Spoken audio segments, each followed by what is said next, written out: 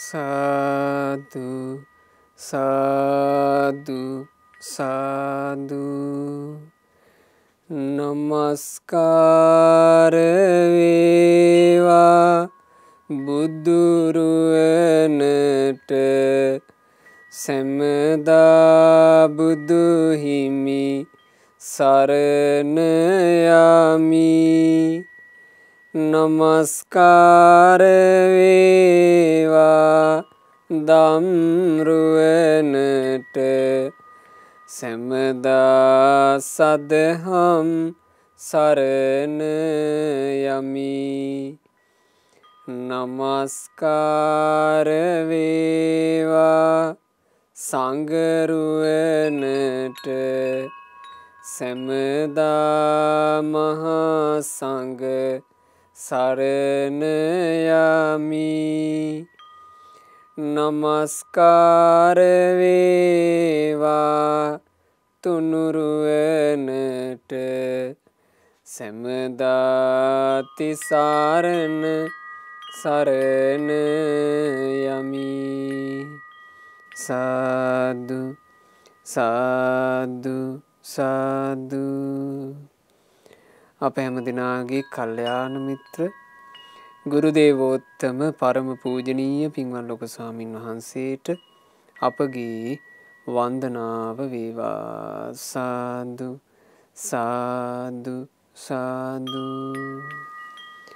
පූජනීය මහා සංඝරත්නයන් අවසරයි වාසනාවන්ත පින්වතුනි අදත් මේ සුපින්බර අරුණෝදයේ තමන්ගේ ජීවිතයට බොහෝ කල් යහපත පිණිස හිතසුව පිණිස පවතින ජීවිතයට හැබෑම සුන්දරත්වයක් එකතු කර ගැනීම පිණිස පවතින වටිනා දහම් කාරණාවක් ශ්‍රවණය කරන්නට අපි මේ සූදානම් වෙන්නේ පින්වතුනි මේ මනුස්ස ලෝකෙට අපි කොහේ හරි ලෝකයක ඉඳලා තමයි මේ ජීවිතේ පැමිණියේ අපි කොහේ ඉඳන් ආවාද කියලා අපි කවුරුත් දන්නේ ඇතැම්මු එන්න ඇති දුගති ලෝකවල ඉඳලා ඇතැම්මු පැමිණෙන්න ඇති සුගති ලෝකවල ඉඳලා ඒ පැමිණිච්ච ලෝක ගත්තාම කෙනෙක් මේ ලෝකයට ආවේ සුගතියක ඉඳලා නම් එයා පැමිණියේ උසස් තැනක ඉඳලානේ වටින තැනක ඉඳලා යාවෙත් තියෙන්නේ වටිනා තැනක ඉඳලා එන්න ඇත්තේ වටිනා කෙනෙක්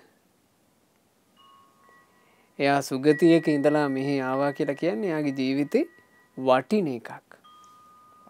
අපි හිතුවොත් අපි ගැන අපි සුගතියේ ඉඳලයි මෙහෙට ආවේ කියලා. දෙව්ලොවක ඉඳලයි අපි මෙහෙට ආවේ කියලා අපි කල්පනා කළොත් දෙව්ලොව ඉඳලා මෙහෙට එනකොට අපිට ලැබෙන්න ඇති අවවාදේ මොකද්ද? අපි දෙව්ලොව ඉඳලා මෙහෙ එනකොට ඒ දෙවිවරු අපිට මොකක් කියන්න ඇතිද? මේ මනුස්ස ලෝකෙට ඇවිල්ලා අපිට කොයි විදිහට ජීවත් වෙන්න කියලා කියන්න ඇතිද? ආන්න ඒ කාරණේ අපිට දැනගන්න ලැබුණොත් ඉහළ දෙවිවරු මේ මිනිස්සෙක් මනුස්ස ලෝකේ කොයි විදිහට ජීවත් වෙනවාටද කැමති? ඉහළ දෙවිවරු මනුස්ස ලෝකේ මිනිස්සෙක් ජීවිතේ කොයි විදිහට හැඩගස්සවා ගන්නවටද කැමති?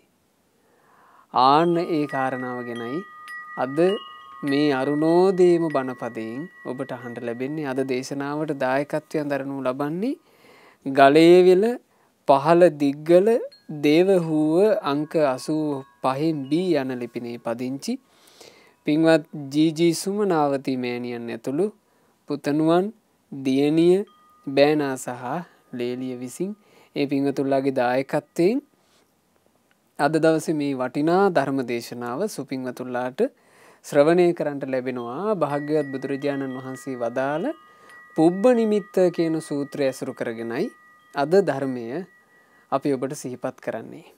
භාග්‍යතුන් වහන්සේ දේශනා කළා යදා භික්කවේ දේවෝ දේව කායා චවන ධම්මෝ හෝති. මහණෙනි දෙව්ලොවේ වාසය කරන දෙවිවරුත් ඒ දෙව්ලොවින් චුත වෙන කාලයක් එනවා.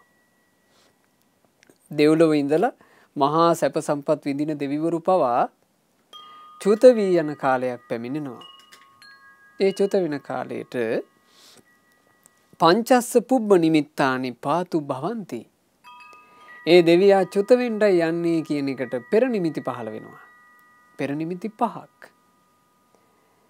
මනුස්ස ලෝකෙන් මිනිස්සෙක් චුත වෙන්න ලං වෙනකොට පෙර නිමිති පහළ වෙන්නේ නැද්ද? පහළ වෙනවා. මිනිස්සෙක් මනුස්ස ලෝකෙන් යන්න ලං වෙන කාලේ වෙනකොට එයා නාකි වෙනවා පේනවා. ඔත්පල වෙනවා පේනවා. ඇඟ දුර්වල වෙනවා පේනවා. හැදෙන ලෙඩ හොඳ වෙන්නේ නැතුව ඇදි තියනවා පේනවා. ආන්න චුත වෙන්න කල් පැමිණිලා මනුස්ස ලෝකේ නම් කාලයකට කලින් ප්‍රකට වෙනවානේ. හැබැයි දෙව්ලොව මහා දේවානුභාවයෙන් යුක්තව ඉන්න දෙවිවරුන්ට චුත වෙන්න දින 7ක්.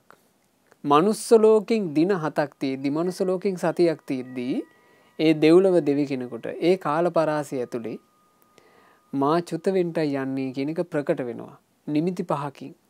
මොනවද නිමිති 5? මාලා මිලා යන්ති. ඒ දෙවියාට දේවානුභාවයෙන් පහළ වෙච්ච යම් මල් ඇද්ද? ඒ මල් ඔක්කොම ටික පරවි යනවා. වත්තානී කිලිස්සන්ති. ඒ දෙවියාගේ දිව්‍ය වස්ත්‍ර කිලිටි පැහැයක් ගන්නවා. බැබලි තිබුණු වස්ත්‍ර කිලිටි වී යනවා. කච්චේ හිස්සේ දාමුච්චන්ති. දෙවියාගේ කිහිලි වලින් දහඩිය ගලන්ට පටන් ගන්නවා. අතිශය සියුම් ශරීර ඇති දෙවිවරුන්ගේ ඒ සිරුරු වල දහඩිය නෑ. හැබැයි චුත වෙන්න ලං වෙනකොට දෙවියාගේ ශරීරෙමුත් දහඩිය ගලන්න පටන් ගන්නවා.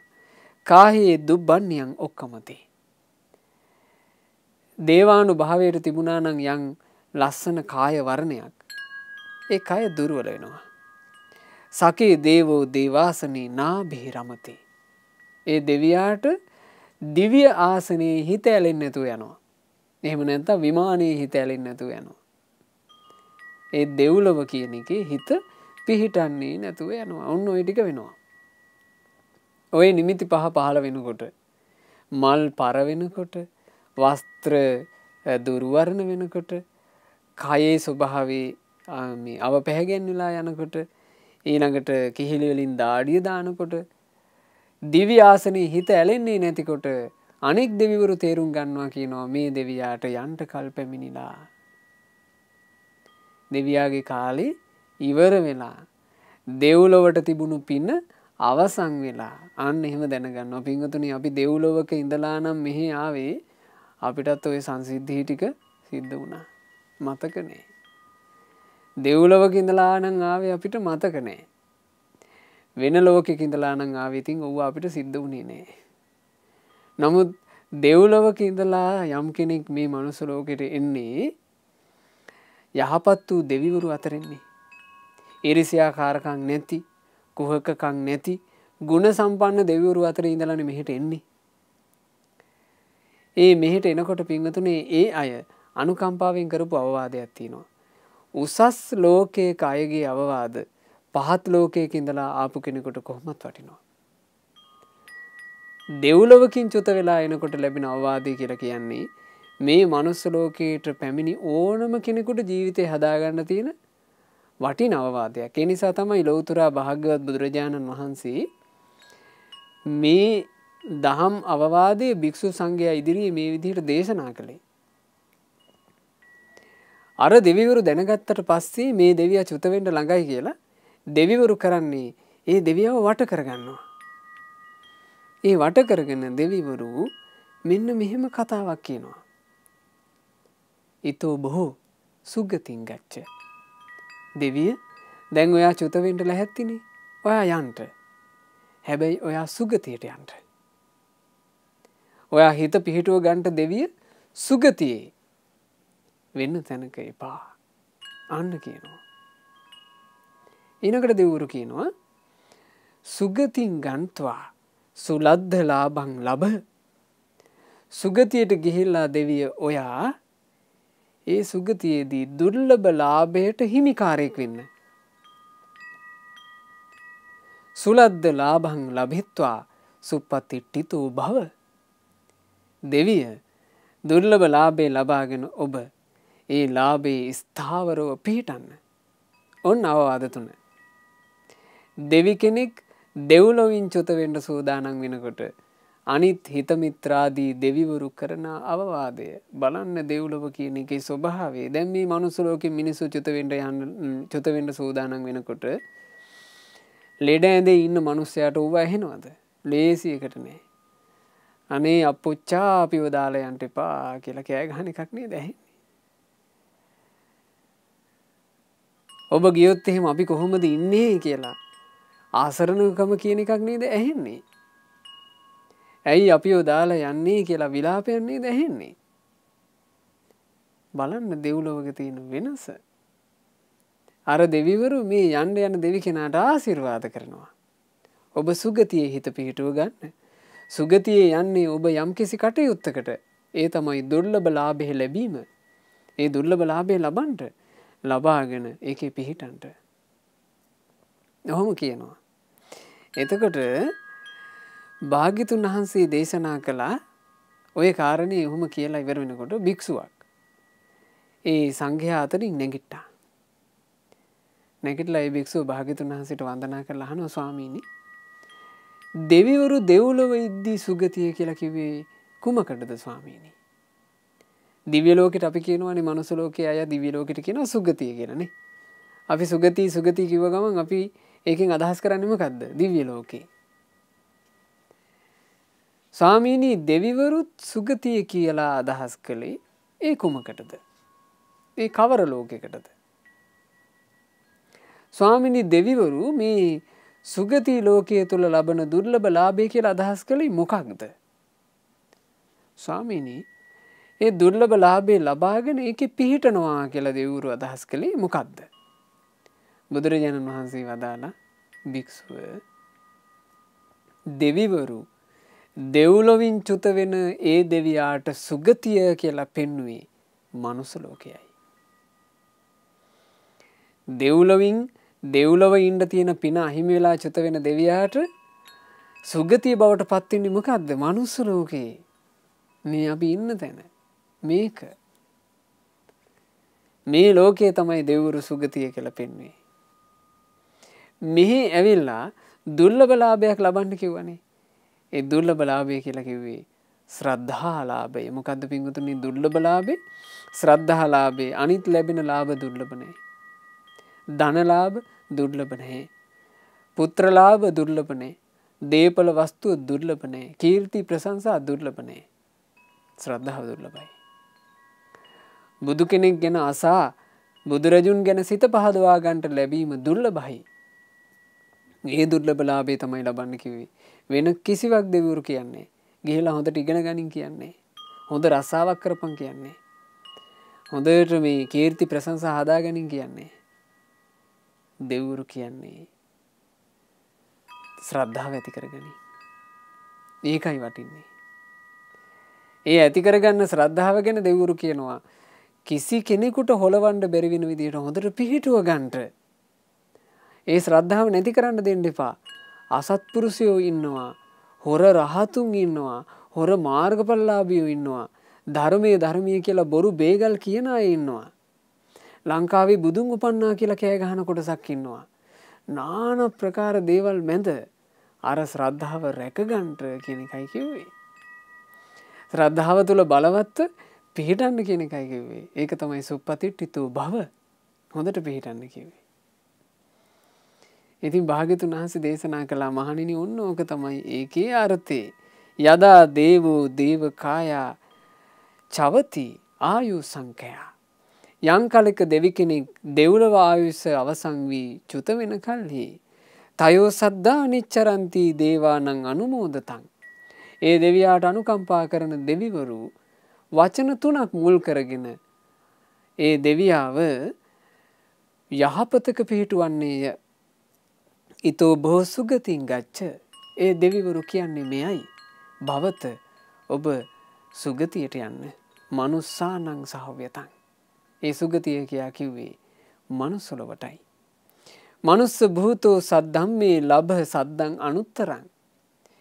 ඒ මනුස්ස ලෝකයේ කියන සුගතියට ගිහිල්ලා එහි තියෙන උතුම් ශ්‍රද්ධාව ඔබ ඇති කරගන්න. උතුම් ශ්‍රද්ධාව කියන්නේ තිලෝගුරු භාග්‍යවත් බුදුරජාණන් වහන්සේ ගැන ඇති කරගන්න ශ්‍රද්ධාවටයි. ඒක හදාගන්න. සාතේ සද්ධා නිවිට්ටස්ස මූල ජාතා පතිට්ඨිතා. ඒක කාටවත් හොල්ලන්න බැරි වෙන විදිහට තමන්ගේ ජීවිතය තුළ මුල් සහිතව පිහිටුව ගන්නට. මුල් සහිතව පිහිටුව ගන්න එක පින්වතුනි ගලවන්න බෑ. මුල් ඇදලා. සාමාන්‍යයෙන් අපි කියනවානේ කවුරු හරි අයහපත් දෙයක් ගොඩාක් පුරුදු වුණාට පස්සේ අපි සමහරවිට ඥාතීන් දෙමව්පිය කතා වෙනවනේ. දරුවෙක් අයහපතක පිහිටලා.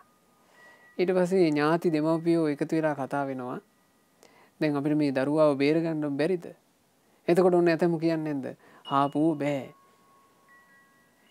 ඒ පුතාගේ ඒක මුල් බැහැලා තියෙන්නේ. කියන්නේ නැද්ද? ඒ අඩුපාඩුව මුල් බැහැලා. බේබදුකම මුල් බැහැලා. එහෙම කියන්නේ නැද්ද? හිතුවක්කාරකම මුල් බැහැලා. අන්න මුල් බහිනවා කියලා කියන්නේ ඒක පිහිටලා. පිහිටුවා ගන්න කිව්වේ මොකද්ද? ශ්‍රද්ධාව. කාටවත් හොල්ලන්න බැරි වෙන විදිහට, කාටවත් වෙනස් කරන්න බැරි වෙන විදිහට ශ්‍රද්ධාව පිහිටුවා ගන්න කියනවා. යාව ජීවං අසංහීරා සද්ධම්මේසු පවේදිතේ. ඒ ශ්‍රද්ධාවෙන් යුක්තව ජීවිතේ තියෙන තාක් කාලේ හොඳට ධර්මයේ තුලම ඉන්න. අන්න දෙවිවරු කියපු දේ. ශ්‍රද්ධාව හොඳට හිතේ පිහිටුවාගෙන ජීවිතේ තියෙනකල් කඩ කරන්නේ නැතුව ධර්මයේ තුල ඉන්න. මනාකොට දේශනා කරපු ධර්මයේ තුල. කාය දුච්චරිතං හිත්වා වචී දුච්චරිතානිච. ඔන්න දෙවිවරු කියනවා. ඊළඟට දෙවිය ඔයා මනුස්ස ලෝකේ ඉන්න කාලේ කයින් වැරද්දක් කරන්න දෙන්න එපා. කායික ක්‍රියාව වරදින්න දෙන්න එපා. කයින් සල්ලාලකම් කෙරෙන්න දෙන්න එපා. කයින් සත්ව හිංසාව කෙරෙන්න දෙන්න එපා. කයින් ප්‍රාණඝාතය කෙරෙන්න දෙන්නත් එපා. මත්පැන් මත්ද්‍රව්‍ය තියෙනවා. ඒවා පාවිච්චි කර කර මත් වෙන්න දෙන්න එපා. අනුන්ගේ දේවල් කඩා වඩා ගන්න දෙන්න එපා. කය හොඳට රකින්න. ජීවත් වීම පිණිස මේ කය වැරදි විදිහට පාවිච්චි කරන්න එපා. කය රැක ගන්නට. කායික ක්‍රියාව ඉතා පිරිසුදු තියාගන්නට. වචී දුච්චරිතානිච. වචනයෙන් වෙන දුසිරිතුත් අත්හැරලා දාන්න. බොරු, කේලම්, හිස් වචන, පරුස වචන මේ වචනයෙන් කියවෙන්න දෙන්න එපා. ආර්යයන් වහන්සේලාට, ගුණවතුන් වහන්සේලාට උපවාද කෙරෙන්න දෙන්න එපා. මේ වචන වලින් පාපයක්, ලාමක දෙයක් සිද්ධ වෙන්න දෙන්න එපා. වචනේ රකින්න කිව්වා. මනෝ දුච්චරිතං හිත්වා යං චඤ්ඤේ දෝෂ සංහිතං. මනසින් වෙන දුසිරිතුත්, මනසින් වෙන වැරදි දේවලුත් අත්හැරලා දාන්න. කොටින්ම දොස් සහිත දේවල් හැම එකක්ම ජීවිතෙන් අයින් කරන්න. දෙව්ලොවින් ආපු දෙවියාට ලැබෙන අවවාදේ මෙහි ඇවිල්ලා කරන්න කියන්නේ මොකද්ද? පිරිසුදු විදියට ජීවත් වෙන්න. සිත, කය, වචනය පිරිසුදු කරන්න. තමන්ගේ දොස් අඩුපාඩු හොයලා බල සුද්ධ කරගන්න. බලන්න දෙවිවරු දෙන්නේ පිංගුතුනේ සුපින්බර ජීවිතයකට අවවාදයක් නේ. ඒ අවවාදේ හිතකට කාවැදිලා තිබුණොත් එහෙම ඒ ජීවිතේ දවසින් දවස සුන්දර වෙනවනේ. ඒ තමන්ගේ අඩුපාඩු තමන් එක එක බල හදා ගන්නවා, පිරිසුදු කර ගන්නවා. ජීවිතේ ලස්සනට හදා ගන්න කියනවා. කායේන කුසලං කତ୍වා. කයින් වෙන වැරදි ටික අත්හැරලා කයට ලස්සන දේවල් එකතු කරගන්න. කාය කුසල්. ප්‍රාණඝාත කරන්නේ සත්තුන්ගේ ජීවිත රකින්නවා.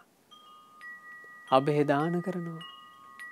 සත්තුන්ගේ ජීවිතවලට සුව පහසුවක් වෙන්න පුළුවන් අවස්ථාවල සුව පහසුවක් වෙනවා. හිර වෙලා ඉන්න සත්තුන්ව නිදහස් කරනවා.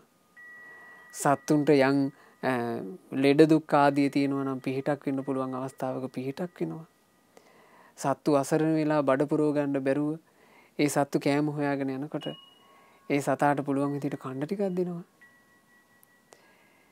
ඊළඟට සත්තුන්ට මේ තියෙනවා නම් යම් බයක්. මේ සතුන්ට තියෙන බය දුරු කරවනවා. අපිට පුළුවන් නම් මේ සත්තු පායන කාලවල ඔය කුරුල්ලෝ එහෙම රස්නෙට හරි අමාරුවෙන් ඉන්නේ. ඔන්න කෙනෙක් වතුර එකක් තියෙනවා. වතුර බේසමක්. වතුර බේසමක් තිබ්බොත් එහෙම කුරුල්ලෝ ඇවිල්ලා බැහැලා නානවා. ඔබ දැකලා නැද්ද? වතුර බේසමක් තිබ්බාට පස්සේ කුරුල්ලෝ ඒකට ඇවිල්ලා බැහැලා ඒගොල්ලන්ගේ ඇඟේ දාහේ නිවා ගන්නවා. කුරුල්ලන්ට හරි සතුටුයි වතුර බේසමක් තියලා තිබ්බාම. බැහැලා කෑ ගහලා සතුටු වෙනවා. අන්න ඒවා බල බල සතුටු වෙනවා කෙනෙක්. කයින් කුසල් කරනවා. සත්තුන්ට බය දෙන්නේ. සත්තුන්ට හිංසාව දෙන්නේ. කුසල් කරනවා. අනුන්ගේ දේවල් කඩා වඩා ගන්නේ. තමන්ගේ කය මුල් කරගෙන මනුස්සයන්ට බය උපද්දන්නේ. දැන් බලන්න මිනිස්සු කොච්චර බයෙන් ඉන්නේ පින්වතුනි. සල්ලි භාගයක් තමන්ගේ අතේ තියාගෙන මිනිස්සු පාරකට බහින්නේ ඇඟේ ලේ නැතුවනේ. මිනිස්සු හරි බයෙන් යන්නේ. ඇයි කොතන හොරෙක් ඉඳීද දන්නේ. අනේ මේ පොකට් එකට කොයි වෙලේ විදීද දන්නේ. බය කරලා කොයි වෙලේ සල්ලි ගනින් දන්නේ. ජීවිතයට හානියක් කරලා කොයි වෙලේ සල්ලි ගනින් දන්නේ. හොරු ඉන්නකොට හරි භයානකයි. හරි බය සහිතයි. ඒ බය අපිට අපේ ජීවිතේ මුල් කරගෙන නොදී ඉන්න පුළුවන්. අන්න කයින් කුසල් කරනවා. කාගේවත් දේවල් හොරකම් කරන්නේ. මිනිස්සුෙකුට ගෙදරක ලස්සනට මල් ගහක් හදාගෙන ඉන්න බෑ. හොරකම් කරන් යනවා. ගෙදර නැති වෙලාවෙ මෙන්න මල් ගහන්නේ. කවුරු හරි යන ගමන් මල් ගහ ගලවන් ගිහලා. එතන මිනිස්සුන්ට මේ මිනිස්සුන්ගේ ජීවිතය හරි අසහනකාරී වෙනව නේද හොරු නිසා. අපි හොරකමක් කරන්නේ නැත්තම් ඒ අසහනය අපි මිනිස්සුන්ට දෙන්නේ. හොරකම් කරන්න හොඳ නැහැ. කයින් කුසල් කරනවා. ඊළඟට සල්ලාලකම. මිනිස්සෙක් සාමාන්‍ය විවාහ ජීවිතයකට එළඹෙන්නේ ස්ත්‍රියක් හෝ පුරුෂයෙක් ලස්සනට සැනසille ජීවත් වෙන්නනේ. ලස්සනට සැනසille ජීවත් වෙන්න කැමති වෙච්චි ඒ මිනිසයාගේ ජීවිතේට සම්පූර්ණ ගින්නක් කඩාපාත් වෙනවා. වැරදි කාමසේවනයේ නිසා. තමන් වෙන බිරිඳක් එක්ක සතුටු වෙන්න කැමති වෙනකොට කල්පනා කරන්න තමන්ගේ බිරිඳ පිට ගියොත් තමන්ට කොච්චර වේදනයිද? තමන් මේ වෙන ස්වාමි පුරුෂයෙක් එක්ක වෙන මිනිසෙක් එක්ක අනියන් සම්බන්ධතාවයක් හදාගන්න කලින් හිතන්න තමන්ගේ මිනිසයා වැරදි දෙයකට යොමු වුණොත් ඒක කොච්චර හදවතට වේදනාවක්ද? දැන් මෙහෙම වුණා කියලා හිතන්න. තමන්ගේ මිනිසයා වැරදි කාමසේවනයකට යොමු වෙලා. එතකොට තමන්ගේ හදවතට වේදනාවක් දැනෙනව නේද?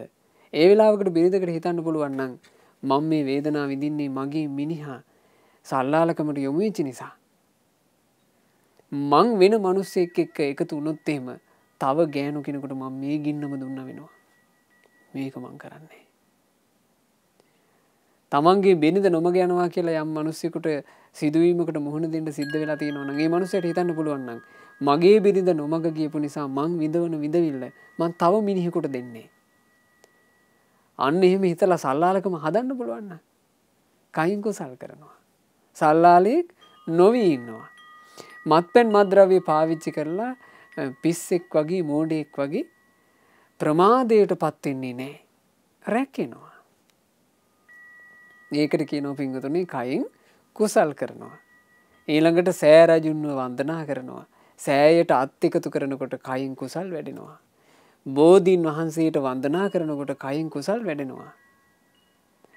සංඝයාට අප උපස්ථාන කරනකොට කයින් කුසල් වැඩෙනවා. කය මුල් කරගෙන ගොඩාක් තියෙනවා කුසල් කරගන්න. දෙවිවරු කියනවා කායේන කුසලං කත්තා. කයින් හොඳට කුසල් කරගන්නට වාචාය කුසලම් බහුම් කයින් විතරක් නෙවෙයි. මනුස්ස ලෝකයේදී ඔබට කතා කරන්න ලැබෙන කටින් වචනින් හොඳට කුසල් කරගන්නට බොරුවක් කියවෙන්න නොදී කට රැකගෙන වචනින් ඇත්ත කතා කරනවා. කුසල්. කේලමක් කියවෙන්න නොදී කට රැකගෙන සමගිය ඇති වෙන වචන කතා කරනවා. කුසල්. අනුන්ගේ හිත පෑරෙන වචන කියන්න හිතට එනකොට ඒවා රැකගෙන කට ආරක්ෂා කරගෙන මිනිසෙකුගේ හිතක් නිවෙන වචන කතා කරනවා. කුසල්. මිනිසෙකුට කිසි තේරුමක් නැති වල්පල් දොඩවන්න හිතෙනකොට කට රැකගෙන වචනෙන් කතා කරන්න පටන් ගන්නවා. වටින දෙයක්ම කුසල්. ධර්මය කියනවා කුසල්. අර්ථය කියනවා කුසල්. ජීවිතයට වැදගත් දෙයක්ම කියලා දෙනවා කුසල්. ආන්න කුසල් කිරීම. කෙනෙකුට පුළුවන් නම් කුසලයේ රැස් කරන්න. වචනේ දෙවරුන්ගේ අවවාදයක හොඳට කුසල කරගන්න. මනසා කුසලං කତ୍වා අප්පමානං නිරූපදින්.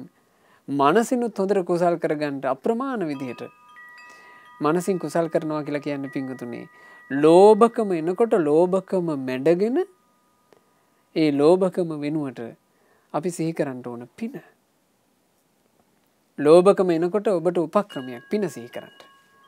තව මිනිස්සෙකුගේ සල්ලි භාගේ දකිනකොට ලෝභකම් හිතෙයි මේ සංසාරයට බර හිතනේ. සංසාරයට බර හිතේ හැටි පිංගුතුනේ තව මිනිස්සෙකුගේ වත් පොහසත්කම් දකිනකොට ලෝභ හිතෙයි. ඒ ලෝභ හිතුණා කියලා ඔබ කලකිරෙන්න එපා. හිතට ලෝභකමක් ආවොත් මෙහෙම හිතන්න. ඒ මිනිස්සුන් සල්ලි භාගය ඇතුව ඉන්නේ පිනට. ඒ පින ලැබුණේ මිනිස්සුන්ට දන් දුන්න නිසා. දන් දීපු ඒ මිනිස්සුන්ගේ පින රැකේවා. මාත් දන් දෙනවා. අන්න හිතුවිල්ල. අන්න මනසින් කුසල් කරනවා. ලස්සන මිනිස්සෙක් දකින්නකොට ඊර්ෂ්‍යා කරන්න එපා. සිහි කරන්න පින මේ මිනිසයා ලස්සන වෙලා උපන්නේ. ඒ මිනිසයා මෙත්සිත වඩලා මෛත්‍රී පින ඔය. ඒ මිනිසයාගේ පින රැකේවා. මාත් මෙත්සිත වඩනවා. මිනිසෙක් ප්‍රසිද්ධ වෙලා ඉන්නවා දකින්නකොට සන්තෝෂ වෙන්න. ওই මිනිසයා ප්‍රසිද්ධ වෙලා තින්නේ පිනට. ඒ පින තමයි ඊර්ෂ්‍යා නොකිරීම.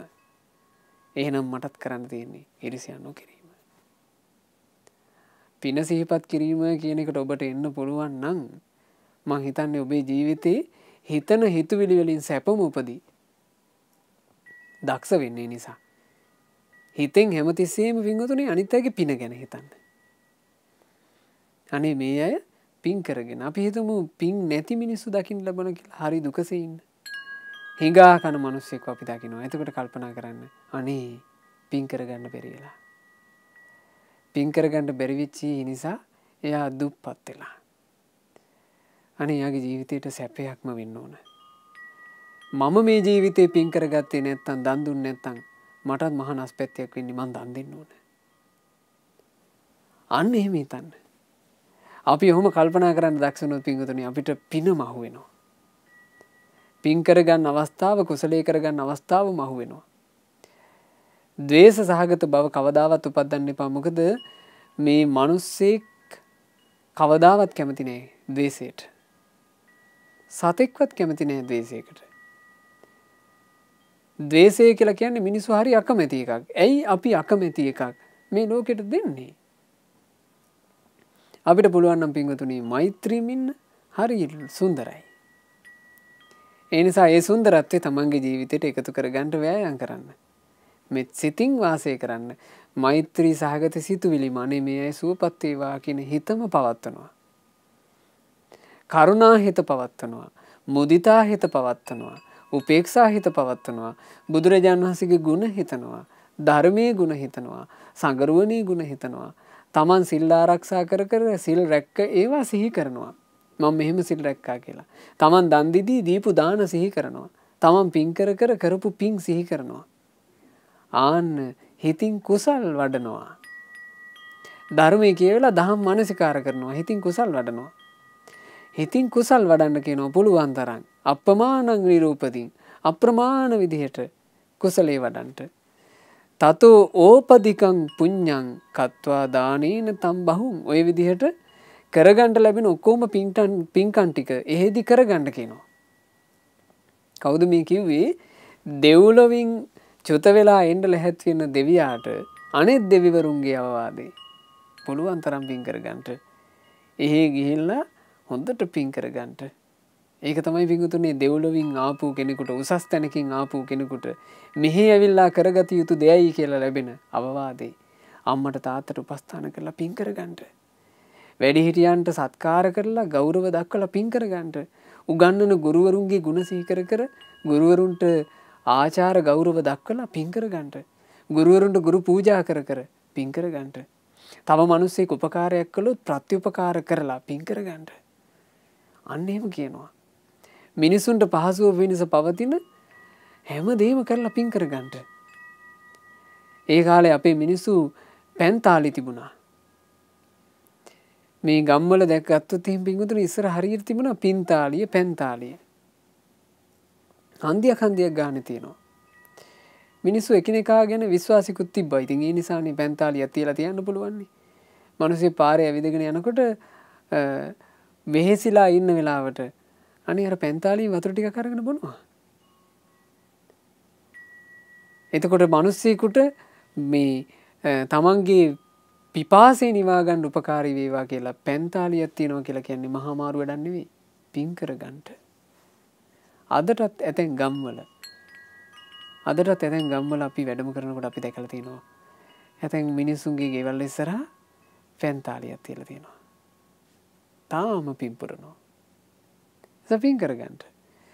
මේ මනුස්ස ලෝකේ අපි ඉන්න කාලේ පින්වතුනි අපි බොහෝම ටික කාලයක් ඉන්නේ. ඒ ටික කාලය ඇතුලේ අපි මැරිලා යනවා. මේ ටික කාලේ ජීවත් වෙනකොට බලන්න අපිට සීතල හුලං වදිනවා. සීතල හුලඟක් නිර්මාණය වෙන්නේ ගස් කොළන් හරහා ඒ හුලඟ හමනකොට. ඒ හුලඟ හරි සීතලයි. අපිට අවුව රස්නේ වැඩි නම් අපි ඉක්මනට යනවා ගහක් යටට. ගහ යට අපිට හරි සැනසීමයි. මතක් කරගන්න ඕනේ එතකොට. මේ ගහක් යට අද අපි සෙවණක් ඇතුව ඉන්නේ අතීතේ කවුරු හරි ගස් හිටවපු නිසා. අපි ගහකින් ගෙඩියක් කාලා යම් රසයක් විඳින්නේ මිනිස්සු අතීතේ ගස් හදපු නිසා. මේ ජීවත් වෙන කාලේ අපි ගස් හැදුවොත් පොඩි පැල අපි හැදුවොත් අපි මැරිලා ගියත් ගස් ටික තියෙයි. ඒ ගස් ටික මේ ඉන්න මිනිස්සුෙකුට හේවණක් සලසයි. ඒ ගස් වලින් ගෙඩි හැදුනහම මිනිස්සු කාලා සතුටු වෙයි. සත්තු කයි. ඒ සත්තු බඩ පුරව ගනි.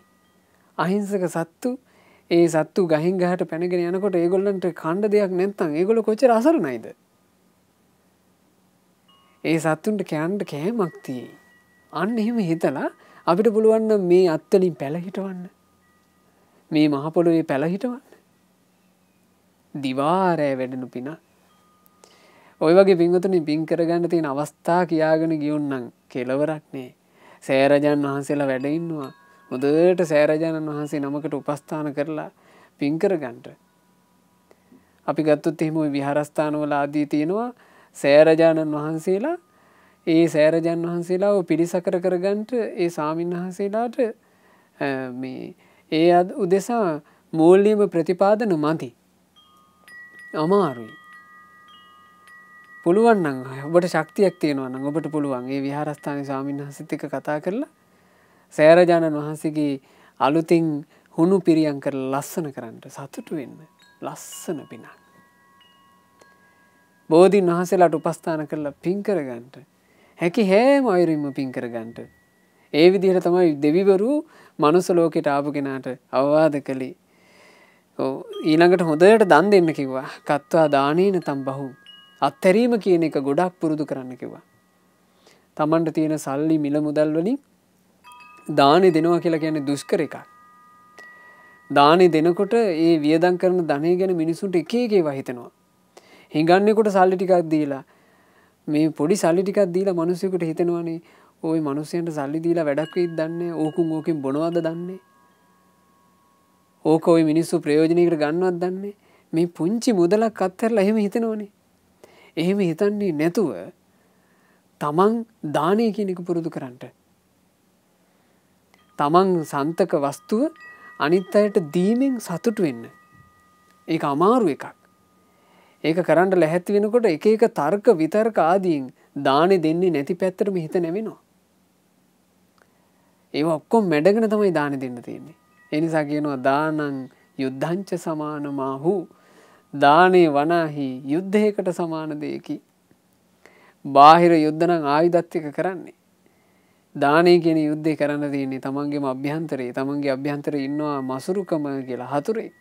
හතුරත් එක්ක හටන් කරලා දානේ දෙන්න ලැහැත්ති වෙනකොට ලයිට් බිල මතක් වෙනවා. කෙලින්ම රතු බිල මතක් වෙන්නේ. මේක දුන්නොත් එහෙම ලයිට් බිල ගෙවා ගන්න පුළුවන් වෙයිද කියලා ඔළුවට එන්නේ නැද්ද? එහෙම හිතෙනවා. වතුර බිල ගැන හිතෙනවා. අනිත් දේවල් ගැන හිතෙනවා. කොහොම හරි දානෙට බාධා එනවා. පිංගුතුනි දානෙට බාධා එනකොට බාධාව මැඩගෙන දන් දෙන්න ඕන. බාධාව මැඩගෙන කෙනෙක් දන් දෙනවා නම් එයා වටිනා දෙයක් කරගත්තා. එයා යුද්ධෙ දින්නා. ඉතින් ඒ නිසා දෙවිවරු කියනවා දානය හොඳට පුරුදු කරන්න. අඤ්ඤේපි මච්චේ සද්ධම්මේ බ්‍රහ්මචරියේ නිවේසයයි. ඒ වගේමයි දෙවියෝ ඔයා අනිත් මිනිස්සුන්වත් යහපත් වූ ධර්මයේ තුලම සමාදන් කරවන්න ධර්ම දානෙ දෙන්න කිව්වා. මිනිස්සුන්ට ධර්මයේ දන් දෙන්න. තමන්ගේ වචනිමුත් ධර්මයේ දන් දෙන්න. ධර්ම දේශකයන් වහන්සේලා ලව්වා බණ කියවලා ධර්මයේ දන් දෙන්න. දහම් පොතින් ධර්මයේ දන් දෙන්න. අර්ථ චර්යාවෙන් තමන් ධර්මයේ හැසිරීමෙන් ධර්මයේ දන් දෙන්න. ප්‍රිය වචනෙන් ධර්මයේ කියලා ධර්ම සංග්‍රහය කරන්න. ඒ විදිහට ධර්ම දාණයට දායක වෙන්න කිව්වා. ධර්මයේ දන් දෙන්න කිව්වා. ඉතින් අද ධර්ම දාණය සිදු කරන පින්වතුන්ලාට නම් ගොඩාක් සතුට වෙන්න පුළුවන්. පින්වතුන්ලා අද කරන්නේ ඒ උතුම් දාණය. ධර්මයේ දන් දෙන්න. ඉමාය අනුකම්පාය දේවා දේවං යදා විදු මහණෙනි ඕන් ওই විදිහට තමයි අර චුත වෙන දෙවියාට අනුකම්පා කරන දෙවිවරු ඒ දෙවියාට අවවාද අනුශාසනා කරන්නේ එහෙ ගිහිල්ලා මෙහෙම කරගන්න කියලා. එතකොට අපි මනුස්ස ලෝකයකට ආවේ දෙව්ලොව ඉඳලා නම් පින්වතුනේ ඒ දෙවිවරු අපිටත් ඕකම කියන්න ඇති. කියලා සමහර විට බලාගෙන ඉන්නවත් ඇති මෙයා මේ අපි කියපුවා කරනවා දෙහි ගිහිල්ලා කියලා. එතකොට අපි මේ විදිහට අපේ ජීවිතේ හැඩගස්ව ගන්න මහන්සි වෙනවා නම් ඒ දෙවිවරුත් ගොඩාක් සතුටු වෙවි ආශිර්වාද කරයි. අමතක කරන්නේ නැතුව ඒ ටික කරගන්නවා කියලා. ඊළඟට දෙවිවරු අවසානට වචනයක් කියනවා මෙහෙම. චවන්තං අනුමෝදන්ති ඒහි දේව පුනප්පුනං. අර දෙවිවරු ඔක්කොම චුත වෙන දෙවියාට ඔය වචන ඔක්කොම ටික කියලා අන්තිමට කියනවා. ඉතින් දෙවියෝ ඔහොම ජීවත් වෙලා ඔයා ආයිමත් මෙහෙ ඉන්න. ඒහි දේව පුනප්පුනං. ඔයා මනුස්ස ලෝකෙට ගිහිල්ලා එහෙ හරියට ජීවත් වෙලා ආයෙ මෙහෙට එන්න. ඔයාට වරදින්නේ. එතකොට මෙහෙ ජීවත් වෙන ටික කාලේ යලි දෙව්ලොවකට යනවා නම් කොහොමද හදා ගන්න ඕන? ශ්‍රද්ධාව ඇති කර ගන්න ඕන. ඇති කරගත්ත ශ්‍රද්ධාව රැක ගන්න ඕන. කාය දුස්චරිතේ අතහරින්න ඕන. කයින් කුසල් කරන්න ඕන. වචේ දුස්චරිතේ අත්හරින්න ඕන. වචනින් කුසල් කරන්න ඕන. මනෝ දුස්චරිතය අත්හැරලා මනසින් කුසල් කරන්න ඕන. පුළුවන් තරම් පින් කරන්න ඕන. පුළුවන් තරම් යහපතේ හැසිරෙන්න ඕන. ධර්මානුකූල ජීවිතය අත්හැරගන්නේ නැතුව ඉන්න ඕන. එහෙම ජීවිතයක් ගත කළොත් තමයි ඊළඟට අනිත් මිනිසුන්ට ධර්මයෙන් අර්ථي සංග්‍රහ කරන්න ඕන. එහෙම හිටියොත් තමයි ආයෙමත් දෙව්ලොවකට යන්න පුළුවන් වෙන්නේ. කැමැත්තකට දෙව්ලොව යන්නේ නැත. කැමති වූ පමණින් දෙව්ලොවට යාගන්නට බැරිය. දෙව්ලොවට යාම පිණිස ක්‍රියාවෙන් කළ යුතු දෙයක් ඇත. ඒ තමයි මේ කියපු දේ. ඉතින් මේ ටික පින්වතුනි මේ ජීවිත කාලය ඇතුලේ අපිට කරගන්න දක්ෂතාවයක් තිබුණොත් දෙව්ලොව ඉඳලා ආපු කෙනෙක් නම් ඔබ යලි දෙව්ලොවට යන්න පුළුවන්. දෙව්ලොවට යන්න සුදුසු වැඩපිළිවෙලේ ඔබ ඉන්නවා. දැන් දෙව්ලොවට යනවා කියන ආසාව දැන් මිනිස්සු සමහරලාට ගරහනවානේ. මේ කාලේ මේ ඇතැන් අසත්පුරුෂ ජනයා ඊළඟට මේ සිවුරු දරාගත් අසත්පුරුෂ පිරිසක් ඉන්නවා. ඒ බඳු ඈයෝ සුගති ලෝකයට ගරහනවානේ දෙව්ලොවට. මේ දෙව්ලොව යන්න හිත පිහිටුවාගෙන ඉන්නවා අය ඒවා ප්‍රමාදයට කාරණාය සංසාරෙ දික් වෙනවායි කියලා. එහෙම හිතක් තිබ්බ පමණින් පින්වතුනේ දෙව්ලොව යන්නේ. මම දෙව්ලොව යනවා කියලා උපන් දවසේ ඉඳලා හිතුවට දෙව්ලොව යන්නේ. ඒක ක්‍රියාවකින් වෙන එකක්. ඒ ක්‍රියාවයි අප්‍රමාදීව කරගත යුත්තේ. ඒ ක්‍රියාව ධර්මයට පටහැනි එකක් නෙවෙයි. කයින් දුස්චරිතේ බැහැරකොට කයින් කුසල් කිරීම කියලා කියන්නේ පින්වතුනේ ධර්මයට බැහැර එකක් නෙවෙයි. එය ධර්ම මාර්ගයේ දියුණුවටත් හේතු වෙන සුගති ගමනටත් හේතු වෙන දෙයයි. ධර්ම මාර්ගයේ වේගෙන් දියුණු වෙන්න යාගේ ජීවිතය තුළ අභ්‍යන්තර ගුණ වැඩෙනවා නම් ඉක්මනට ධර්මයත් අවබෝධ කරයි. එහෙම ධර්මය අවබෝධ කරගන්න බැරි වුණත් අවුරුදු 70 75 ගත කරලා මැරෙනකොට සුගතික රැකවරණ ලැබෙයි. ඒ නිසා මේක තේරුම් ගන්න ඕන. මේක තේරුම් අරගෙන තමන්ගේ ජීවිතේට හොඳට පින් කරගන්න. හොඳට කුසල් කරගන්න. හොඳට යහපතේ හැසිරෙන්න. ඒ යහපතේ හැසිරෙන කෙනාට තමන්ගේ මේ ජීවිතේ අතිශයින්ම සුන්දර කරගන්න පුළුවන්. එහෙම සිද්ධියක් තියෙනවා. අපේ භාග්‍යවත් බුදුරජාණන් වහන්සේගේ සද්ධර්මයේ තුල ධම්මපදයේ අර්ථ වර්ණනාවේ. ඒකේ තියෙනවා පිංගුතුනි එක සිදුවීමක්. තවුතිසාවේ ඔහොම දෙවිවරු මහා පිරිවරක් සන්තෝෂ වී හිටියා. ඒ සතුටු වී ඉඳී ඒ දෙවිවරු අතරින් එක දෙව්දුවක් චුත වුණා. ඒ දෙව්දුව ගොඩාක් සන්තෝෂෙන් හිටපු නිසා මේ පෙරනිමිති 15 ආදී මුකුත් ප්‍රකට වුණේ. චුත වුණා. චුත වෙලා උපන්නේ සෙවැන් නුවර. බුද්ධ කාලේ. සෙවැන් නුවර ඉපදිලා පුංචි කාලේ අවුරුදු 7 වගේ වයස වෙනකොට පොඩි කාලෙම මෙයාට අර පෙර ජීවිතේ මතක් වුණා. දැන් එහෙම තියෙන්නේ ඔය සාමාන්‍යයෙන් ලංකාවෙත් තියෙන්නේ මම මෙහෙමයි මැරුණේ කලින් ජීවිතේ. මං හිටියේ මේ පැත්තේ. එහෙම කියලා කියන ඒවා. ඒ වගේ පෙර ජීවිතේ මතක් වුණා. එතකොට පෙර ජීවිතේ විදිහට මෙයාට මතක් වෙන්නේ අතිශයින්ම සුන්දර තැනක්. මේ මනුස්ස ලෝකේ කිසිම එකක් එයාට වටින්නේ. ඇයි පෙර ජීවිතේ විදිහට මතක් වෙන්නේ තවුතිසාව.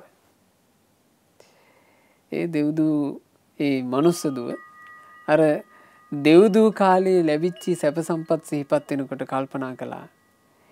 ඒ දේවල් මට ආයෙ ලබා ගන්න ඇතිනම්. එහෙම හිතාගෙන හිටියා. තරුණ වයසට එනවා. තරුණ වයසට එනකොට බුදුරජාණන් වහන්සේගේ ධර්මය අහන්න ලැබුණා. මේන්නේ ධර්මයේ කියනවා තවුතිසාව ගැන. මේන්න කියනවා සුගතිය ගැන. සුගතිය උපදින ප්‍රතිපදාව ගැන. බුදුරජාණන් වහන්සේ ධර්මයේ කියනවා දන් දෙන්න, කුසල් කරන්න, පින් කරගන්න. එතකොට මෙයාට ආස හිතුණා මට ආයෙමත් අතින්ටම යන්න පුළුවන්. මට කරගන්න තියෙන්නේ පින් කිරීමයි. ඇය පින් කරන්න පටන් ගත්තා. අවුරුදු 16 වගේ විවාහ වෙනවනේ කාලේ.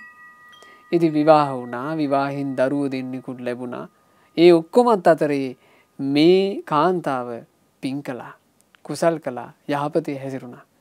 අවුරුදු 50යි මැරුණා. අඩු වයසින් මැරුණා. අවුරුදු 50 වෙනකොට මිය පරලෝ ගියා.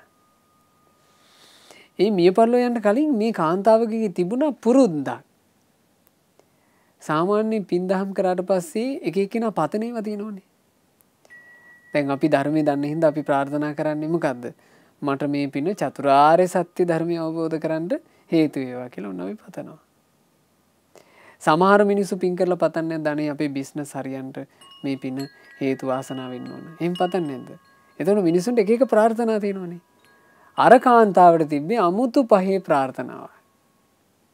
ඇය හැමදාම කියනවා මට මේ රැස් කරන හැම පිනකින්ම මාගේ ස්වාමි පුරුෂයා ළඟටම යන්න ලැබේවා.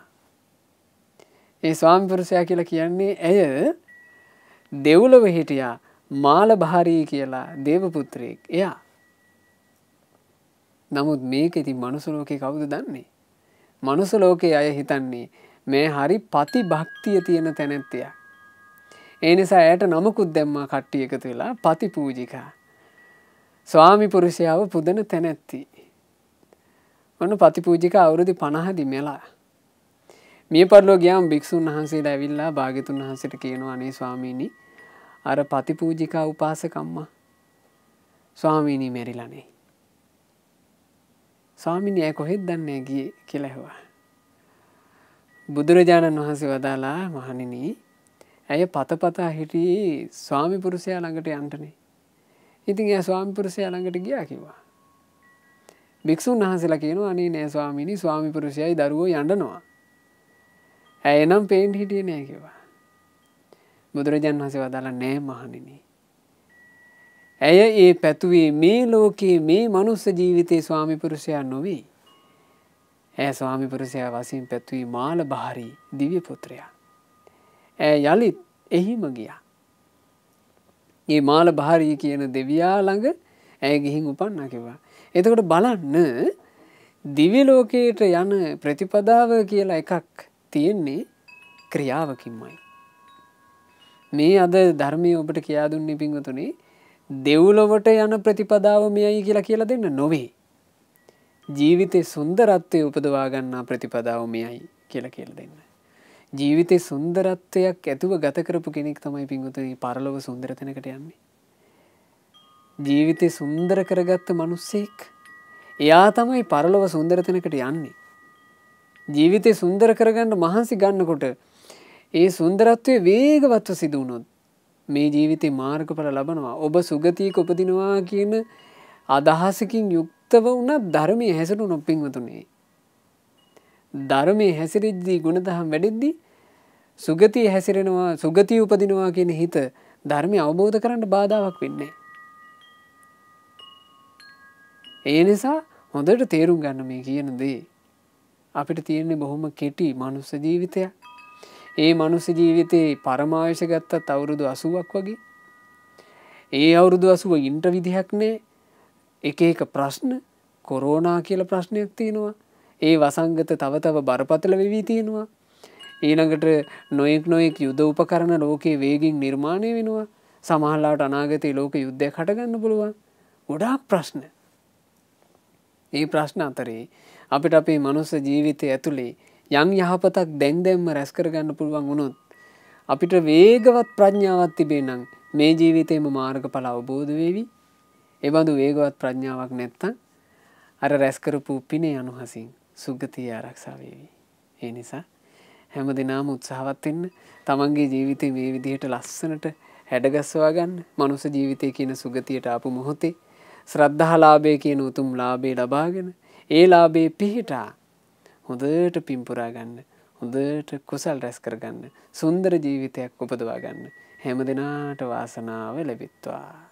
රැස් කළා වූ සියලු පුණ්‍ය ධර්මයන් අනුමෝදන් කරමු. සක්දෙවිඳුන් සතරවරන් දෙවිවරුන් සෙන්පති දෙවිවරුන් ප්‍රධාන සියලු දෙවි දේවතාවුන් වහන්සේලා සතුටින් පින් අනුමෝදන් වෙත්වා. බ්‍රහ්මකායික දෙවිවරුත් අපගේ ඉෂ්ඨකාමී හිතකාමී සියලු දෙවිවරුත් ලංකා භූමිය සුරකින සුමන සමන් දෙවියන් ප්‍රධාන සියලු දෙවිවරුත් පින් අනුමෝදන්ව දිව්‍ය සැපයෙන් දිව්‍ය ආශ්චර්යයෙන් වැඩෙත්වා. ඒ දෙවියෝ අප හැම දිනාටම දෙවියන්ගේ නිරන්තර ආරක්ෂාව සලසා දෙත්වා. දෙවියෝද සසර දුකින් අත මිදෙත්වා. සාදු සාදු සාදු. රැස් කළ සියලු පුණ්‍ය ධර්මයන් අපගේ ගුරු දේවෝත්තම කල්යාණ මිත්‍ර පරම පූජනීය පින්වත් ලොකු ස්වාමින් වහන්සේට අනුමෝදන් වෙලා ගුරු දේවයන් වහන්සේ නිදුක්ව නිරෝගීව දීර්ඝායුෂ සම්පන්නියම ලබත්වා. ගෞතම සාසනය තුල උතුම් වූ චතුරාර්ය සත්‍ය ධර්මය පරිපූර්ණ වශයෙන්ම අවබෝධ කරන්ට වාසනාව ලැබෙත්වා. සාදු සාදු සාදු.